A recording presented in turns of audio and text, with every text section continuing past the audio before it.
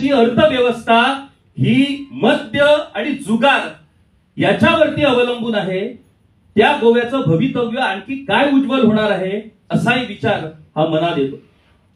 आणि मग आठवण होते की विष्णू सारखा माणूस जर आज असता तर आपल्या लेखणी आपल्या वाणीतून सातत्याने हा जागर त्यांनी सुरू ठेवला असता. आज परिस्थिती खरोखरच अनेकांना इच्छा असेल की आज इथं या कार्यक्रमाला हजर राहून राजू सरांचं भाषण ऐकण्याची, परंतु इच्छा असूनही अनेकांनी तर येऊ शकत नाही, कारण इथे आले तर ते आयडेंटिफाय होणार, हा तुम्ही गेलेला कार्यक्रमाला तिकडे. आणि मीडियाची परिस्थिती तर अशी झालेली आहे की राजू परुळेकरांसारखे सर आज या ठिकाणी येणार आहेत, ते एका विषयावरती बोलणार आहेत, हे माहीत असूनही आज मेन स्ट्रीम मीडियाचा एकही रिपोर्टर मला या ठिकाणी आज दिसत नाही. काय म्हणजे प्रसिद्धीसाठी नकोय मला आचारी, ही परिस्थिती का निर्माण झाली आहे? आज मीडियाची ही परिस्थिती का निर्माण झालेली आहे? आज जी लोक आपल्या या भूमीसाठी वावरतायत, अन्यायाविरुद्ध वावरतायत, त्या लोकांची एखादी साधी बातमी सुद्धा आज प्रसिद्ध होत नाहीत, त्यांना पूर्णपणे बॉयकॉट केलं जातं. मग लोकशाहीचा चौथा स्तंभ हा मीडिया कशी असू शकते? तर प्रश्न खूप गंभीर आहे. आमची बडबड तुम्ही नेहमीच ऐकत असता, परंतु आज तुम्ही आलेला आहात ते राजू सरांना ऐकण्यासाठी, त्यामुळे मी जास्त वेळ घेणार नाही. परंतु खऱ्या अर्थानं आज राजू परुळेकर सरांच्या उपस्थितीमुळे विष्णू रूपदर्शन या संकल्पनेला आज खऱ्या अर्थानं एक वेगळं महत्व प्राप्त झालेलं आहे. आणि यापुढे ज्या ज्या वेळेला विष्णू वाघांची जयंती आणि पुण्यतिथीचे जे कार्यक्रम आयोजित होणार आहेत, ते अशाच पद्धतीनं विचार मंथन ही संकल्पना पुढे घेऊनच ते कार्यक्रम व्हावेत अशी माझी अपेक्षा आयोजकांकडे आहे. आणि मला हा मान या ठिकाणी दिल्याबद्दल मी आयोजकांचा आभारी आहे. आणि मीही राजू सरांना ऐकण्यासाठी खूप उत्सुक आहे, त्यामुळे मी तुमच्या आणि राजू सरांच्या मधला अडथळा निश्चितच ठरणार नाही. खूप खूप धन्यवाद.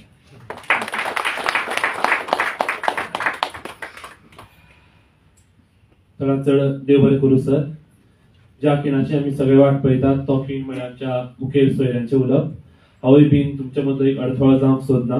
चडांत चड वेळ वगडाय नासतना हांव मागतां आयचे कार्यावळीचे मुखेल सोयरे राजू परुळेकर सरांच्या लागीं तांणी कोकण काशी वर्तमान स्थिती ह्या विशयाचेर आपले विचार हांगासर व्यक्त करचे.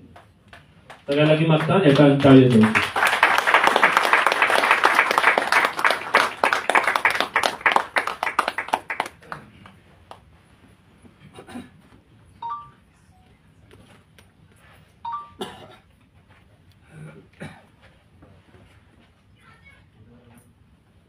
नमस्कार Goykar. God bless you because we are ruled by mafia. So only divine intervention can change things. मी इथे आलो त्याच्या पासून मी तेव्हापासून कोकणीमध्ये सगळेजण बोलतायत.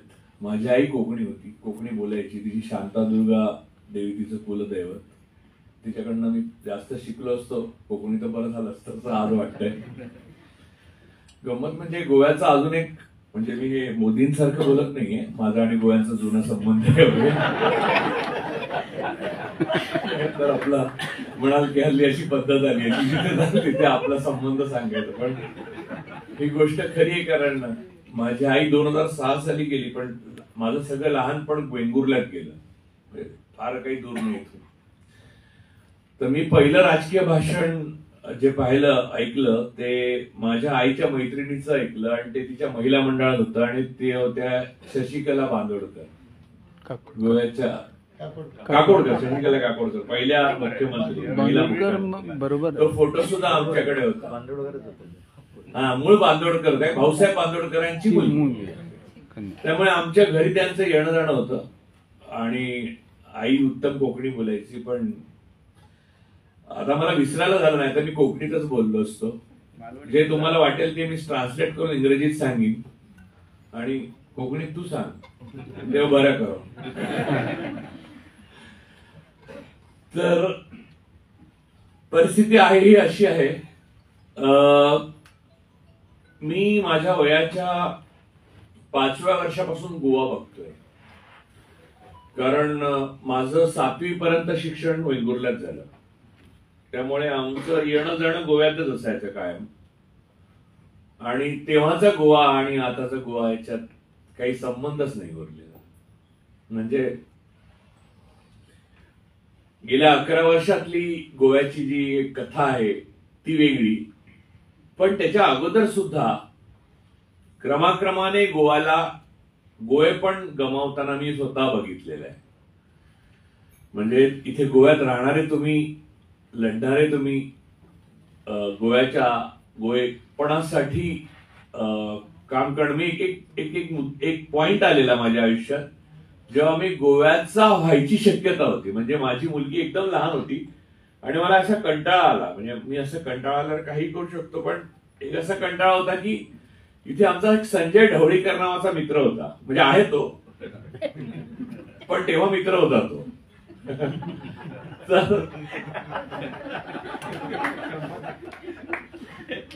तर त्याच्याकडे मी आलो आणि म्हटलं, अरे गोव्यात घर घ्यावं असं म्हणतोय. पहिल्यांदाच बँक कर्ज द्यायला तयार झाली, एवढी पत झाली आहे. तर त्याने एक घर दाखवलं होतं. तर ते घर आम्ही बघितलं. बंगला छोटासाच होता आणि परवडत होता, म्हणजे इथेच पणजीतच होता. तर तिथे खूप झाडं होती सुंदर भोवती. पण माझी मुलगी गेली आतमध्ये आणि रडायला लागली. छोटी होती, खूप रडली आणि म्हणली, बाबा इकडे तिकडून साप येणार म्हणली आपल्या घरात या. तेव्हा मला असं वाटतं की दृष्टांत जो म्हणतात, म्हणजे माझी आई फार म्हणायची. म्हणजे शांतादुर्गेला यायचे किंवा मंगेशीला यायचे तेव्हा दृष्टांत आणि अशा गोष्टी आमच्या घरात व्हायच्या. मी स्वतः अज्ञेयवादी आहे, माझा अशा गोष्टीवर विश्वास नाही. पण त्या दिवशी मला 2 गोष्टी कळल्या, म्हणजे आज कळतात. एक म्हणजे गोव्यात साप यायचे होते आणि झाडं नाहीशी व्हायची होती. आणि झाडं नाहीशी व्हायची होती, त्यामुळे मी यायचं राहिलं.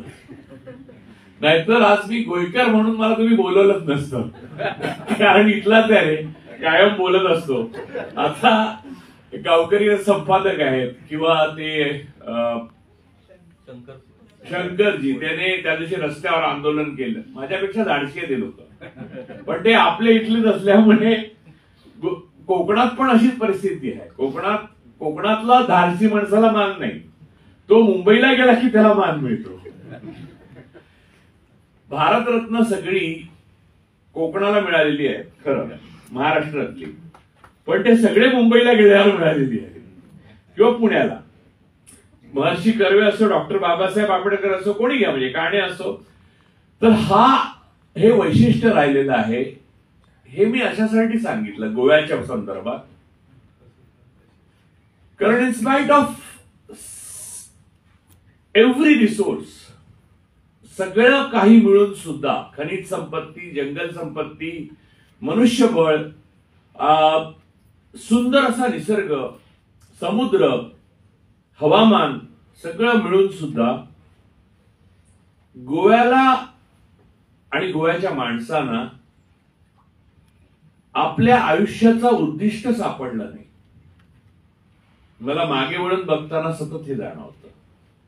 गोवा हे आयडेंटिटी क्रायसिस मध्ये सापडलेला एक भूभाग आहे. गोव्याला तो एक शाप आहे. आपण भारतीय आहोत, आपण पाश्चात्य आहोत, आपण जोडलेलो आहोत, आपण तुटलेलो आहोत, आपण आधुनिक आहोत का आपण पुरातन आहोत, यामध्ये गोवा कायम कन्फ्यूज राहिलेला आहे. त्यामुळे त्याचे प्रतिबिंब गोव्याच्या विधानसभेत उमटतात. आपण काँग्रेसचे आहोत का आपले बीजेपीचे आहोत हे कळत नाही लोकांना.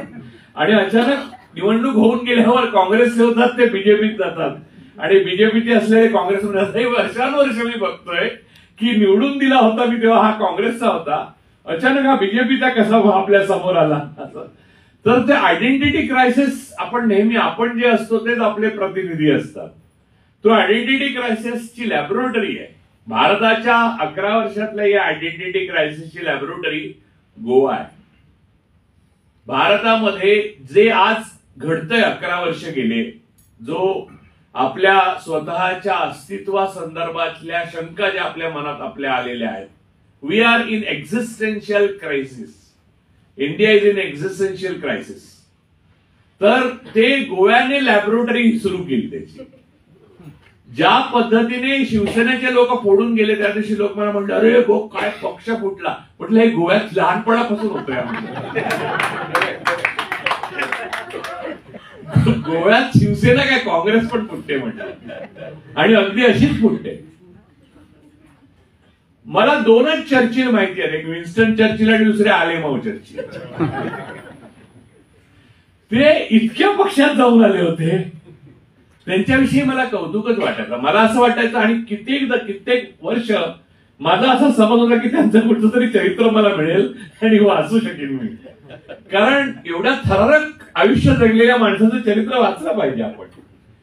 तर गोवा अशा परिपूर्ण माणसाने भरलेला आहे.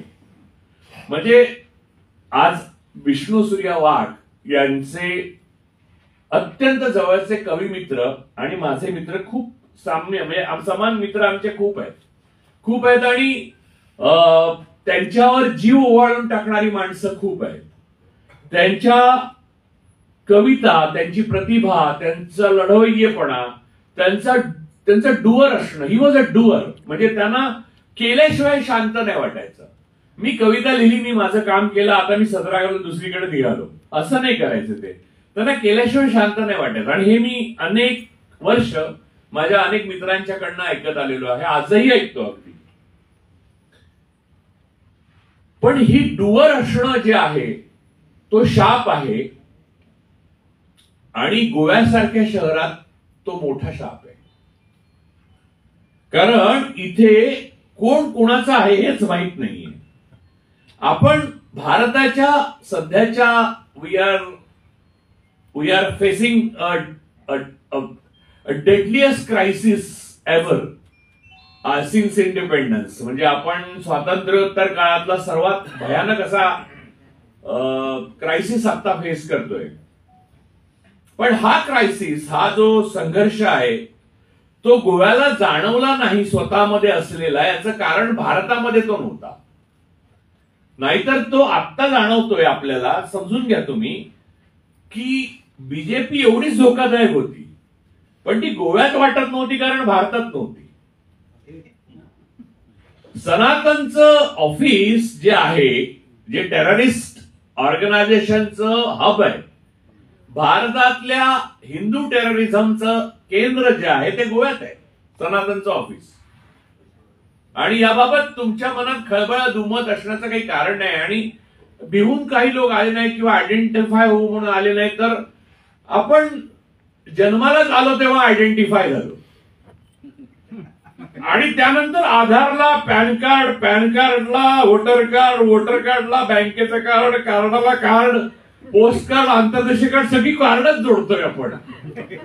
त्यामुळे आता आयडेंटिफाय होण्यासारखं राहिलंय काय म्हणजे. तर या सनातन संस्थेवर बंदी आणावी यासाठी 2004 ते 2014 फाईल मागून फाईल महाराष्ट्रातनं दिल्लीला आणि दिल्लीतून महाराष्ट्राला गृहमंत्र्यांकडे जात येत राहिल्या, पण त्याच्यावर अखेरपर्यंत बंदी आली नाही. मला आत्ताच कोणीतरी सांगितलं की त्यावर आता सरकारी शिक्कामोर्तब झालेला आहे की आता तर तिथे मुख्यमंत्री वगैरे जातात. माझं एवढंच म्हणणं आहे की माफियानी आपापसात काही चलन काढलं म्हणून ते अधिकृत होत नाही.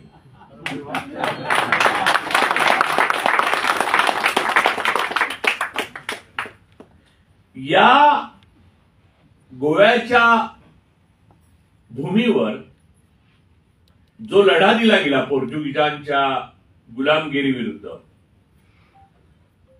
तो लढा आपल्या स्वातंत्र्यासाठी दिला का पारतंत्र्यासाठी दिला असा प्रश्न आत्ता म्हणजे आतापर्यंत हयात असलेली शेवटची पिढी जी होती ती बोलायला लागली होती. मला आठवतं की खूप वृद्ध माणसांशी मी बोललो, म्हणजे मागच्या काही वर्षांपूर्वी मी जेव्हा आलेलो, एक 10-15 वर्षापूर्वी वगैरे, तेव्हा जे लास्ट रोमन्स होते इथले असं म्हणता येईल की ज्यांनी पाहिलेला तो गोवा सुद्धा म्हणजे सो कॉल्ड पारतंत्र्यातला गोवा पाहिलेला, तर तो गोवा आपण स्वतंत्र होतो का असं त्यांना वाटत होतं. स्वतंत्र असणं म्हणजे काय? शेवटी स्वतंत्र असणं म्हणजे इथलं जल, जंगल आणि जमीन याच्यावर इथल्या स्थानिकांचा हक्क असणं. त्याच्यावर कोणताही लोढा, मोदी, शहा, अडाणी हे येऊन हक्क न सांगू शकणं, याला स्वतंत्र असणं म्हणतात.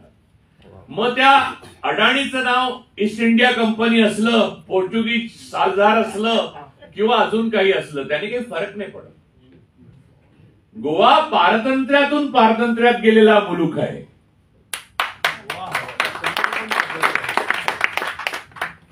आमचं ते काय राहिलं म्हणजे, निदान पोर्तुगीज होते तेव्हा शिल्पकला, सौंदर्यशास्त्र, खाद्य संस्कृती, एक वेगळ्या प्रकारचं म्युझिकचं कल्चर, चित्रकला या गोष्टी त्यांनी इथे आणल्या, रुजवल्या आणि त्या भारतीय केल्या. उपासायला खायचे बटाटे पण आणले, त्यामुळे आमची सोय पण झाली उपासाची. अशा अनेक गोष्टी त्यांनी केल्या. बहुतेक गोष्टी आपण ज्या करतो त्या आपल्याला माहित नसतं, त्या आपल्या पारतंत्र्यातून आलेल्या असतात आणि आपण सनातन म्हणून वापरतो. पेशव्यांच्या जिलेब्या, आमच्या बिर्याण्या आणि उपासाचे बटाटे हे परकीयांनी आणलेले आहेत. त्यामुळे परकीयांनी आपल्याला दिलं ते काय आणि आपल्या बरोबर ते घेऊन गेले ते काय, याची जर तुलना केली तर गोळा बेरीज आज आपण जास्तच पारतंत्र्यात खितपत पडलेले दिसतो. म्हणजे माणसं पारतंत्र्यात खितपत पडतात, गोवा स्वातंत्र्यात खितपत पडलेला आहे. आणि विष्णू सूर्या वाघांसारख्या माणसं जेव्हा कवी पण असतात आणि कार्यकर्ते पण असतात, लढाऊ माणूस पण असतात आणि त्याच वेळात त्यांना वेदनेचा डंख पण होत असतो, या माणसांना मला नेहमी असं वाटतं की त्यांच्यासारख्या लढाऊ या माणसाला खूप आयुष्य लाभायला पाहिजे होतं. पण कधी कधी आपल्या जगतानाच्या रोजच्या त्रासाला बघता मला असं वाटतं की त्यांना मिळालेलं आयुष्य हे एक प्रकारचं वरदान पण आहे. आजचा गोवा का त्यांना पाहावला असता, किंवा आजचा त्यांचाच पक्ष, म्हणजे त्यांचा पक्ष नाही, गोव्यात कोणता पक्ष नाही, पण जो काही त्यांनी लावला होता नावापुढे तो पक्ष जर त्यांनी बघितला असता तर हा पक्ष उडला तर बरं असं त्यांना वाटलं असतं.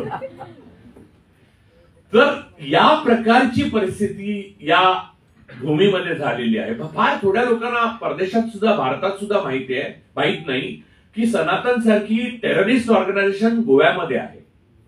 आणि ते मला वाटतं काहीतरी एक थीम पार्क तयार करतायत सनातन, ज्याच्यामध्ये हा म्हणजे काळी आकृती वगैरे या प्रकारच्या गोष्टी त्याच्यामध्ये तुम्हाला जिवंत बघायला मिळतील. आता काळी आकृती बघायला सनातनची काय गरज आहे, आपण दिल्लीला पण जाऊ शकतो. आणि भारतीय जनता पक्षाचे इथले जे सर्व आमदार आहेत त्यांचं जर संमेलन भरवलं तर काळी आकृतीच आकृती असं पाहायला मिळू शकतं. राष्ट्रीय स्वयंसेवक संघ, बजरंग दल, विश्व हिंदू परिषद, सनातन यांनी जे 11 वर्षामध्ये मानवतेच्या विरुद्ध भारतीय माणसाची जल, जंगल, जमीन, आदिवासी, मुस्लिम आणि वंचित असे लोक आहेत त्यांच्या विरुद्ध दमनकारी असं एकतर्फी युद्ध पुकारलेलं आहे. याला टेररिझम म्हणायचं नाही तर काय म्हणायचं. आणि या टेररिझम म्हणण्यासाठी आपण जर उभे राहिलो आणि बोललो आणि आपण आयडेंटिफाय झालो तर आपण इतिहासात बरोबर बाजूला आयडेंटिफाय झालो म्हणून आनंदित व्हायचं का आपण चुकीच्या बाजूला नव्हतो म्हणून दुःखी व्हायचं, हा खरा मुद्दा आहे. हे बघा, शेवटी लपून लपून लोढाकडनं पैसे घेणारे आणि कॅसिनो मधनं पैसे काढणारे लोक जे आहेत ते सुद्धा तिथेच येणार आहेत जाळायला किंवा पुरायला, जिथे आपण सगळे जाणार आहोत. आणि जेव्हा गोव्यातलं शेवटचं झाड तोडलं जाईल ना, तेव्हा लोकांना कळेल की कॅसिनो, रुपये, दारू आणि कागद खाऊन जगता येत नाही. जगण्याकरता झाडं लागतात, पाणी लागतं, शेत लागतं, माणसं लागतात आणि जिद्दादिल माणसं लागतात. खोटी माणसं उपयोगाची नाही आहेत.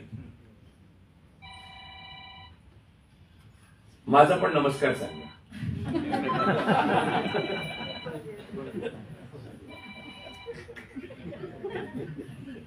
नाही चालेल.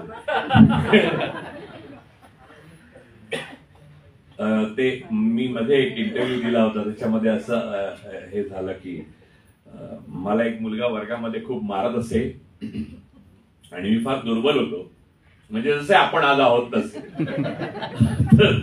आणि मारणारा मुलगा तुमच्या लक्षात आलाच असेल कोण आहे.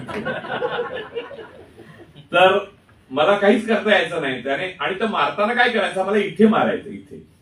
त्यामुळे नंतर मला फक्त हे डोकं दुखायचं बराच काळ. असं आयुष्याचा बराच काळ गेला. पण दुर्बल माणूस एक दिवशी दुष्ट होतो शेवटी आपल्या दुर्बलतेला कंटाळून. तर मी काय केलं की कर्कटात ठेवला तो बसत असताना आणि त्यावर तो बसला. त्यानंतर त्याचा दुष्टपणा गेला आणि माझा दुर्बलपणा. गोव्यातली जनता तेच करणार. माझ्यावर विश्वास ठेवा. जनता दुर्बल नाहीये, जनता सहनशील आहे. आणि जनता सहनशील आहे याचं मुख्य कारण असं की मगाशी वक्ते म्हणाले की नेहरूंनी आश्वासन दिलेलं की तुम्हाला हवं तसं सरकार, म्हणजे गावकरीचे संपादक म्हणाले आम्हाला की तुम्हाला हवं तसं सरकार दिलं जाईल. सर, मला आठवतं की कोणताही राजकारणी किती महान असो, तो सत्तेत असेपर्यंत त्याच्यावर विश्वास ठेवता येतो किंवा नाही येत.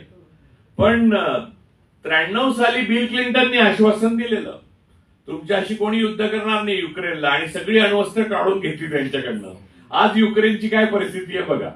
आता बिल क्लिंटन स्वतःच सांगतात की मला पश्चाताप होतो म्हणून, की तेव्हा अण्वस्त्र जर त्यांच्याकडची काढून घेतली नसती तर आज त्यांची अशी वासलात लागली नसती. त्यामुळे एका व्यक्तीने कितीही चांगल्या इंटेन्शनने तुम्हाला आश्वासन दिलं तरी त्या आश्वासनावर भाळून तुम्ही आपलं जल, जंगल आणि जमीन द्यायची नसते. हा धडा हा गोव्याच्या इतिहासाचा सगळ्यात मोठा धडा आहे. बलात्काराने ताब्यात घेतलेला, म्हणजे औपनिवेशिकवाद जेव्हा होता किंवा ज्याला इम्पेरियलिझम असं आपण म्हणतो, वेस्टर्न इम्पेरियलिझम, त्या काळामध्ये पोर्चुगीजनी आपला गोवा ताब्यात घेतला. तो त्यांच्या ताब्यात असताना आपण भारताच्या ताब्यात तो आला पाहिजे, ही भावना आपण नेहरूंकडे बघून आपल्या मने आली. म्हणजे नेहरू युगाच्या कडे बघून आपल्याला वाटलं की बाकी भारत स्वप्न बघतोय, नया दौर येतोय, त्यासाठी गोवा पण त्याच्यात सामील करूया. वाट बघायला शिकलं पाहिजे, कारण नया दौर हा खरंच नया दौर असतो का ते अच्छे दिन निघतात पुढे जाऊन, हा खरा मुद्दा आहे. नाहीतर नया दौरचा रॉंग टर्न अच्छे दिन मध्ये गेला की आज जी आपण परिस्थिती भोगतोय त्या परिस्थितीला आपल्याला सामोरं जावं लागतं.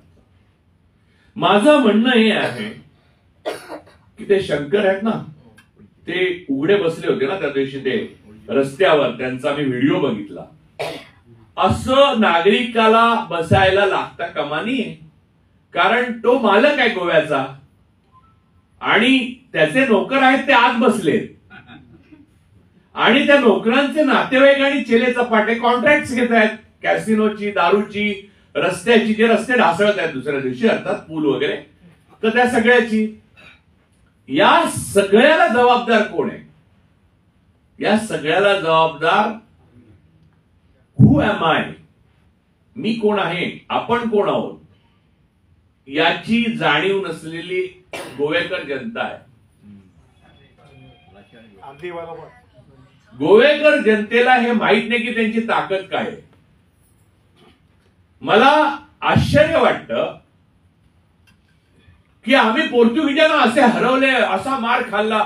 मला त्या दिवशी भाई वैद्य पुरस्कार मिळाला, तेव्हा भाईनी तिरंगा सोडला नाही हातातला, त्यांचा हात तुटून हातात आला होता, पण त्यांनी तिरंगा सोडला नाही. हे सत्य आहे. पण हे गोव्यामध्ये गोवेकरांनी एकदा केलं तर दुसऱ्यांदा का नाही करू शकत? म्हणजे करप्ट कोण आहे हे पण लक्षात घेतलं पाहिजे. म्हणजे आपण सगळेच थोडे थोडे करप्ट आहोत, आपण सगळेच थोडे थोडे टेररिस्ट आहोत, आपण सगळेच थोडे थोडे सनातन आहोत. आपल्या काळी छाया आपल्यावरच पडलेली आहे. ब्राह्मणवाद हा या देशाचा सगळ्यात मोठा शत्रू आहे आणि गोव्याचा तर तो आहेच आहे.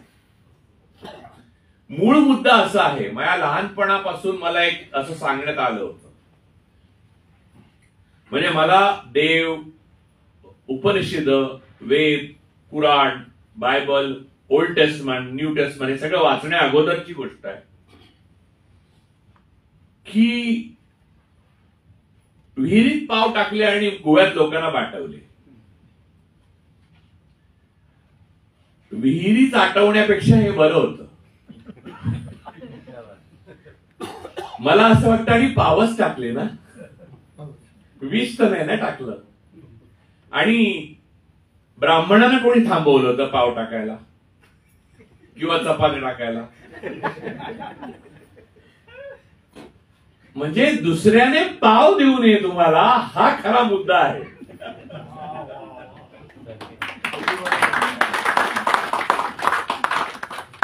म्हणजे तुम्हाला आम्ही भुकेने मारणार त्याला तुम्ही स्वातंत्र्य समजा, पण दुसऱ्याने पाव दिला तर तुम्ही बाटला. या प्रकारची वृत्ती जेनेटिकली तुमच्यात इंजेक्ट केलेली आहे. ती काढून म्हणजे आपल्या सलाईन काढून फेकून द्यावं असं जे कवितेमध्ये मॅडम म्हणाल्या ना विष्णुसूर्या वाघांच्या संदर्भात त्यांच्या शेवटच्या दिवसांच्या काळात, तसं जनतेने काढून आपलं फेकून दिलं पाहिजे हे सलाईन. कशासाठी पाहिजे हे सलाईन तुम्हाला? तुम्ही या व्याख्येमध्ये पडू नका हो. लोकशाही काय आहे, स्वातंत्र्य काय आहे, सिव्हिलायझेशन काय आहे. अरे माणूस काय आहे ते बघा ना. माणूस सुखी आहे का? मग प्लेटो काय म्हणतो, मग अरिस्टॉटलने त्याला काय म्हटलं, सिसेरोला, हे सगळं जंबाळ सांगून शेवटी श्यामाप्रसाद मुखर्जी हेडगेवार आणि कुठे गोळवलकरांपर्यंत यायचं असेल तर त्यापेक्षा सालाझार पण काय वाईट होते. गोळवलकर तर असं म्हणाले की मी हे जाती वर्ण व्यवस्था नष्ट होणार असेल तर मी स्वातंत्र्य कदापि मान्य करणार नाही. हे त्यांनी लिहून ठेवलंय बंच ऑफ थॉट्स मध्ये. आणि संस्कृत मध्ये जो श्लोक आहे तो आता खूपच रिलिव्हंट होतोय. आता हे आयडेंटिफाय झाले ना गेल्या तरी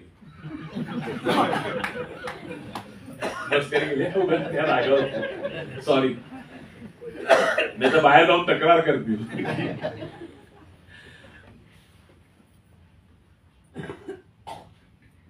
या संस्कृत मध्ये एक श्लोक आहे, अष्टादश पुराणेषु व्यासस्य वचनम द्वयम परोपकाराय पुण्याय पापाय परपीडनम आकाशात पतितम तोयम यथा गच्छति सागरम सर्व देव नमस्कारा केशवम प्रति गच्छति. आता हे पपू आठवल्यांचे श्लोक नाहीये, हे व्यासांचा श्लोक आहे. तर व्यास असं म्हणाले की 18 पुराणांमध्ये हेच म्हटलेलं आहे की दुसऱ्यावर परोपकार केला हे पुण्य आहे आणि दुसऱ्याचा पीडा दिली तर पाप आहे. एवढं साधं आहे. कोणत्याही देवाला नमस्कार करा, म्हणजे देव एकच आहे, 10 देव नाहीये जगात. कोणी कुठचाही माना एकच देव आहे, म्हणजे या विश्वाला दुसरा देव नाही. सर्व देव नमस्कार केशवम प्रति गच्छति. त्या केशवचा अर्थ गोव्याने हल्ली केशव बळीराम हेडगेवार असा लावलाय. सर्व देव नमस्कारा केशवम प्रति गच्छति. जो येतो तो बीजेपीत जातो आणि मग संघाच्या मुख्य कार्यालयात तिकडे छडी घेतलेला एक गोळवल आपल्या यांचा हेडगेवारांचा फोटो आहे. ते केशव नावाने होते, म्हणजे व्यासांना काही माहित नव्हतं त्यांच्याबद्दल. तर मूळ मुद्दा हा आहे की इतकं साधं सोपं सरळ व्यास, महर्षी व्यास यांनी लिहून ठेवलेलं आहे, साधं आहे, दुसऱ्याला पीडा देऊ नका, जी तुम्हाला रोज देतात येते. रोज कुठच्याही नागरिकाला मला सांगा तुमचा, अच्छा मला वाटतं चिठ्ठ्या आल्या की काय, आता उतरा बस झालं. हा, बाहेर आलेत पोलीस म्हणजे हा ठीक आहे, हरकत नाही. हा. तर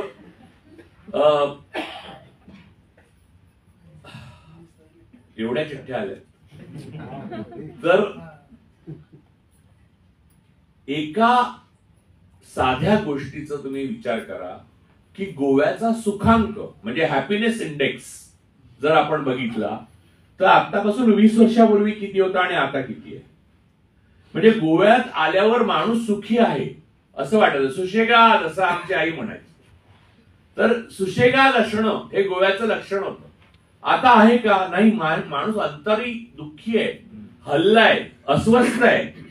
गोव्यातल्या माणसाचं सुखांक जो खाली गेलाय तो आणि महाराष्ट्रातल्या माणसाचा आणि उत्तर प्रदेशातल्या माणसाचा वेगळा नाहीये. यामध्येच तुम्हाला साधी गोष्ट समजू शकते की जेव्हा तुम्ही तुमचा सुखांक हरवलाय म्हणजे हॅपीनेस इंडेक्स मध्ये गोवा खाली गेलाय, त्या अर्थी तुम्ही तुम्हाला हवं तसं स्वातंत्र्य उपभोगत नाही आहात. आणि जर तुम्ही स्वातंत्र्य उपभोगत नसाल तर तुम्ही कोणाचं पारतंत्र्य भोगताय हे शोधून काढा. आणि जे पारतंत्र्य तुम्ही तुमच्यावर लादलं गेलंय ते झुगारून देण्याकरता तुम्ही 61 साली प्रसिद्ध होता, मग आता 25 साली काय झालं? हा खरा माझा प्रश्न आहे. माझं राजकारणी माणसांची वाकडं असण्याचं काही कारणच नाहीये, त्यांच्याशी माझं वैरच आहे.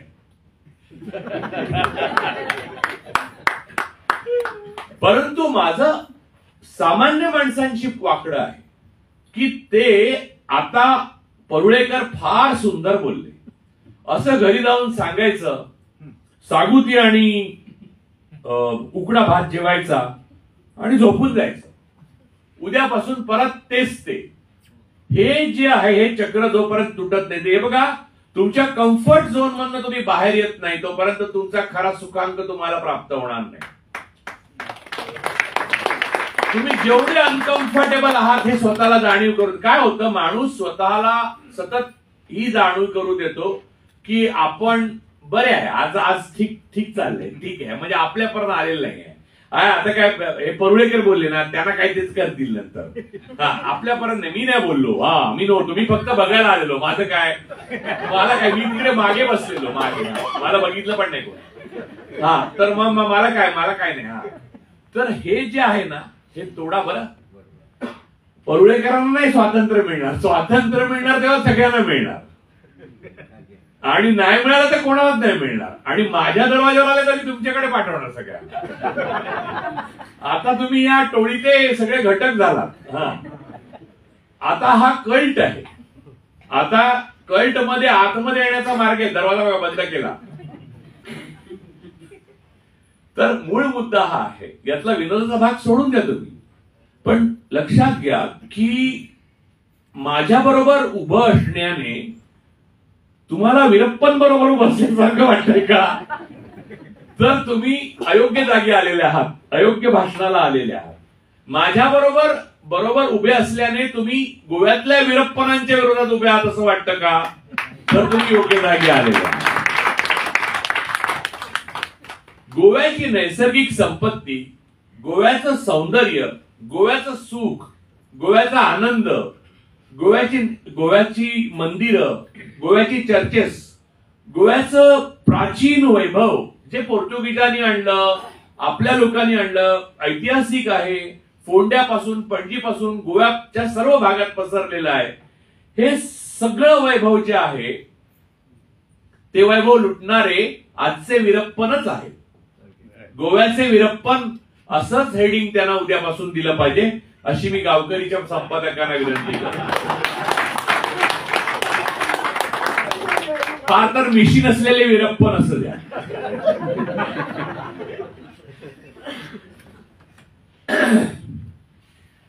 मॉडर्न मेडिसिन, जेव्हा मगाशी मी ब्राह्मणवादाचा विषय बोललो तेव्हा सांगतो तुम्हाला, माफ करा मला, इथे माझ्या विरुद्ध वेगळा विचार करणारे लोक असतील त्यांच्या सगळ्यांची मी माफी मागतो. हा माझा ओपिनियन समजा पाहिजे. मॉडर्न मेडिसिन म्हणजे आधुनिक वैद्यक ज्याला आपण ॲलोपॅथी म्हणतो ते भारतात आलं ना, त्यानंतर भारतीय माणसाच्या सरासरी आयुर्मान वाढायला लागला.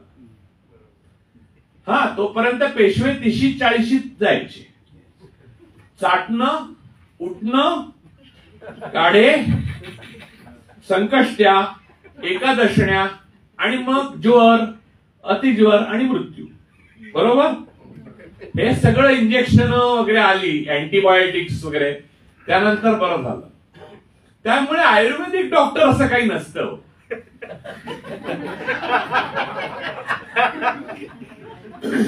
एकतर डॉक्टर असतो किंवा आयुर्वेदिक असतो.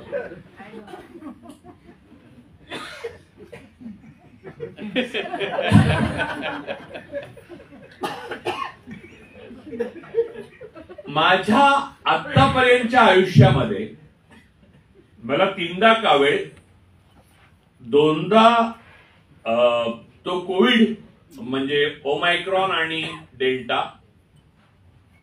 एकदा टायफॉइड, एकदा मलेरिया झालेला आहे आणि एकदा कांजिण्या झालेल्या आहेत. कांजिण्या झाल्यामुळे नागिन पण झाली होती आणि इतर अॅमिबायोटिक्स वगैरे. म्हणजे इथे आपण विहिरीचंच पाणी प्यायचो. गोव्यात आलो तरी आम्ही, नाहीतर वेगवेगळ्या रस्ता आपण विहिरीचं पाणी प्यायचो आणि तेव्हा फार उकळून वगैरे नाही प्यायचो. आणि तेव्हाचे डॉक्टर पण म्हणजे मॉडर्न मेडिसिन सुद्धा कसं काचेचे इंजेक्शन असे उकळून वगैरे अशी द्यायचे की ते इंजेक्शन नको म्हणून बरा व्हावे असं सांगायचं मुलं. तर या लेवलला आजार झाले मला. पण ते सगळे मॉडर्न मेडिसिनने बरे झाले.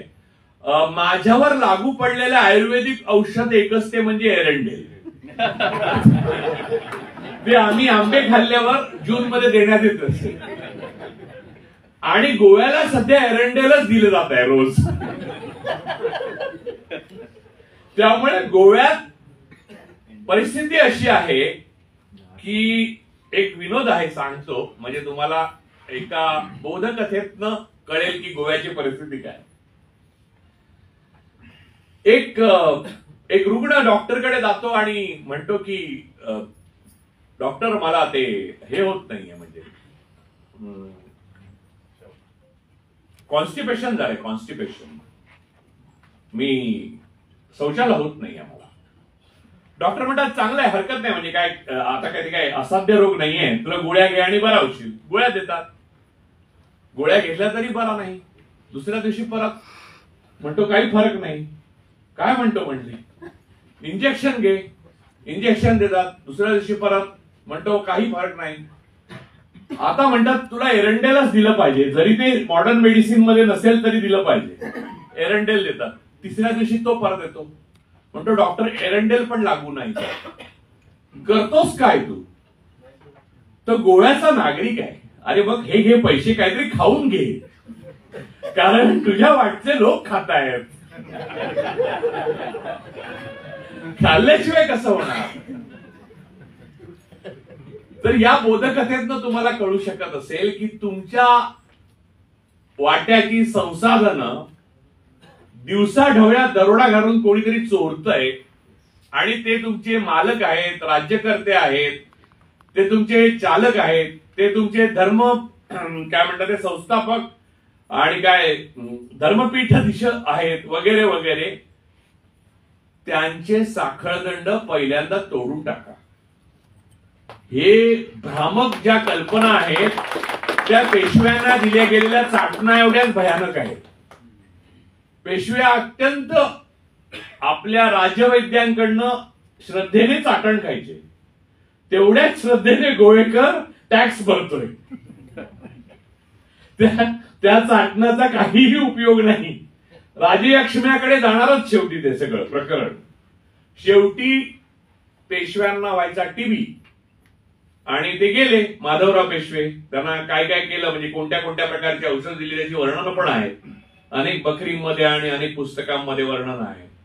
तर ही सगळी वर्णन, इव्हन पागलकरांसारखे थोर समाज सुधारक 30-40 गेले, टिळकांना मधुमेह होता, साठीत गेले, हे सगळं मॉडर्न मेडिसिन आणि वेगवेगळ्या प्रकारचे संशोधन आली, आपलं आयुर्मान वाढलं, लोक 75 रिटायर होणार नाही या भीतीने 80 झालेले लोक घाबरले आणि उगाच सांगतात की 75ची साल पडली की खाली, अरे 75 बघितली असा मनुष्य पूर्वी म्हणजे दुर्मिळ होता. आपलं हे करायचं त्याचं सहस्रचंद्र काय ते दर्शन, सहस्रचंद्र दर्शन वगैरे करायचे, मोठा समारंभ होत असे. आणि हल्ली 75 बघणार म्हटल्यावर शाळ टाकायला तयार आहेत लोक, पण उतरायला तयार नाही माणूस. हे सगळं मॉडर्न मेडिसिनचं कमाल आहे, आयुर्वेदाची नाही, लक्षात ठेवा. त्यामुळे आपल्या मनात बऱ्याच कल्पना, अंधश्रद्धा, आपल्या संस्कृतीविषयी भ्रम, आपल्याला बाटवण्यात आल्याविषयीचा भ्रम, आपल्या संस्कृतीला नष्ट केल्याचा भ्रम, असे अनेक भ्रम आहेत आणि ते आयडेंटिटी क्रायसिस मध्ये येतात. त्या आयडेंटिटी क्रायसिसची गोवा झुंजतो आहे. मी माझ्या बालपणापासून सातत्याने बघत आलेलो आहे, गोवा आयडेंटिटी क्रायसिसशी झुंजतोय. मी 11 वर्षात भारताला झुंजताना बघितलं. त्याच्या अगोदर भारत नव्हता, महाराष्ट्र नव्हता आयडेंटिटी क्रायसिस मध्ये. महाराष्ट्र पूर्ण आता आयडेंटिटी क्रायसिसच्या तळाला गेलाय. म्हणजे महाराष्ट्राबद्दल मी गोव्यात येऊन काही बोलूच नाही अशी परिस्थिती आहे. म्हणजे तुम्ही कोण बोलायला लागून गेले असं तुम्ही विचारलं तरी लगेच खाली बसेल. तुम्हाला काय अधिकार आहे? म्हणजे खरंच नाहीये अधिकार मला काही. तुमच्या राज्यात काय बदललंय तुम्ही? नाही बदललं मी काही. तर बरोबर आहे तुमचं सगळं म्हणणं, पण मी तुमच्या राज्यात येऊन का सांगतोय, कारण जेव्हा जेव्हा मी हिंदू धर्मात सुधारणा व्हायला पाहिजे असं म्हणतो, तर त्या मुसलमानांना सांगा असं मला सांगतात. त्यामुळे मी काय ठरवलं की आपल्या शेजारच्या राज्यात जाऊन सांगायचं. आता आपल्या राज्यात जमत नाही ना.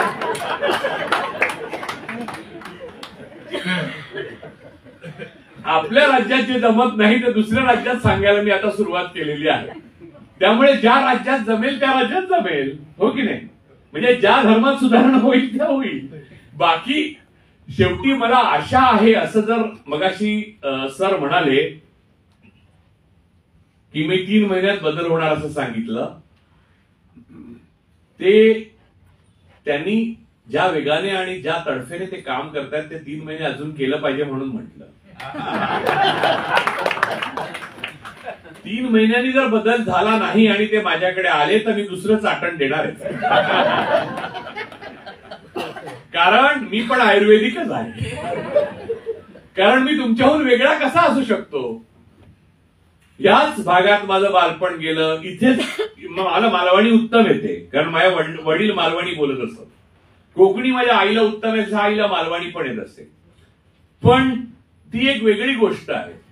माझ्या एका आजीला तर पोर्चुगीज पण येत असे भाषा. तर कित्येकदा असं वाटतं आता माझ्या वडिलांच्या बाजूने हे सगळं झालं असतं तर मला पोर्तुगीज पासपोर्ट तरी मिळाला असता. पण पळण्याची सोय ठेवलेली नाही आम्हाला पालकांनीच. आपल्या पूर्वजांनी ज्या चुका केल्या त्या आपण करू नये. आपण ज्या परवा चुका केल्या त्या काल करू नये. आणि आपण काल ज्या चुका केल्या त्या आज करू नये. आणि आपण आज सकाळी ज्या चुका केल्या त्या परुळेकरांच्या भाषणानंतर तरी करू नये.